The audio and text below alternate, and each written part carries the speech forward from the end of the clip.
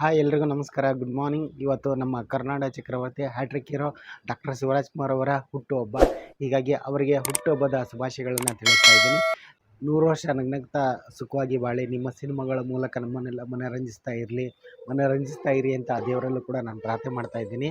So ಅಂದಿಗೂ ಇಂದಿಗೂ ಎಂದೆಂದಿಗೂ ಒಬ್ಬರೇ ಸ್ಟಾರ್ ಅಂತಲೇ ಹೇಳ್ಬೋದು ನಮ್ಮ ಶಿವಣ್ಣ ಅವರು.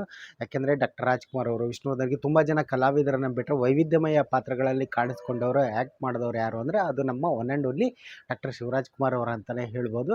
ಎಲ್ಲ ರೀತಿಯ ಪಾತ್ರಗಳು, ಆನಂದ್ ಸಿನಿಮಾದಿಂದ ಹಿಡ್ಕೊಂಡು ರೀಸೆಂಟಾಗಿರೋ ಸಿನಿಮಾಗಳನ್ನು ಹಿಡ್ಕೊಂಡು ಎಲ್ಲ ಸಿನಿಮಾಗಳಲ್ಲೂ ವೈವಿಧ್ಯಮಯ ಪಾತ್ರಗಳಲ್ಲಿ ಕಾಣಿಸ್ಕೊಂಡಿದ್ದಾರೆ.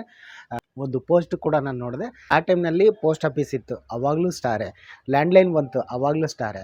ಚಿಕ್ಕ ಚಿಕ್ಕ ನೋಕಿಯಾ ಮೊಬೈಲ್ಗಳು ಸ್ಟಾರ್ಟ್ ಆದವು, ಅವಾಗಲೂ ಸ್ಟಾರೇ. ಸ್ಮಾರ್ಟ್ಫೋನ್ ಬಂದಿದೆ, ಅವಾಗಲೂ ಸ್ಟಾರೇ. ಏನೇ ಬರಲಿ ರೀ, ಏನೇ ಬಂದರೂ ಕೂಡ ಶಿವಣ್ಣ ಸ್ಟಾರ್ ಅಂತಲೇ ನಾನು ಹೇಳ್ಬೋದು. ಅವರ ಆ್ಯಕ್ಟಿಂಗ್ ನಂಗೆ ತುಂಬ ಇಷ್ಟ. ಕೆಲವೊಂದು ಸಿನಿಮಾಗಳಲ್ಲಿ ಹಾಡು ಕೂಡ ಹೇಳಿದ್ದಾರೆ. ಅವರ ಆ್ಯಕ್ಟಿಂಗು, ಅವರ ಪರ್ಫಾರ್ಮೆನ್ಸು ಸಖತ್ತಾಗಿದೆ. ನನಗೆ ಅವರ ಸಿನಿಮಾಗಳು ತುಂಬ, ಆನಂದ್ ಸಿನಿಮಾ ನನಗೆ ಸಖತ್ ಇಷ್ಟ. ರಥಸಪ್ತಮಿ ಅಂತೂ ಎವರ್ ಗ್ರೀನ್, ನಾನು ತುಂಬ ಸಲ ನೋಡ್ತಾ ಇರ್ತೀನಿ.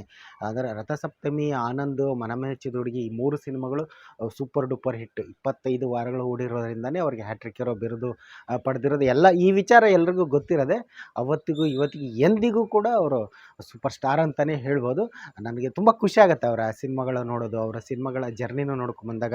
ಶಿವಣ್ಣ ಅವರಿಗೆ ಹುಟ್ಟುಹಬ್ಬದ ಶುಭಾಶಯಗಳನ್ನ ತಿಳಿಸ್ತಾ ಇದ್ದೀನಿ. ನೀವು ಕೂಡ ಶುಭ ಹಾರೈಸಿ ಅಂತ ಈ ಮೂಲಕ ನಾನು ನಿಮ್ಮಲ್ಲಿ ವಿನಂತಿ ಮಾಡ್ಕೊತೀನಿ. ಒಳ್ಳೆಯದಾಗಲಿ. So once again happy birthday Shivanna.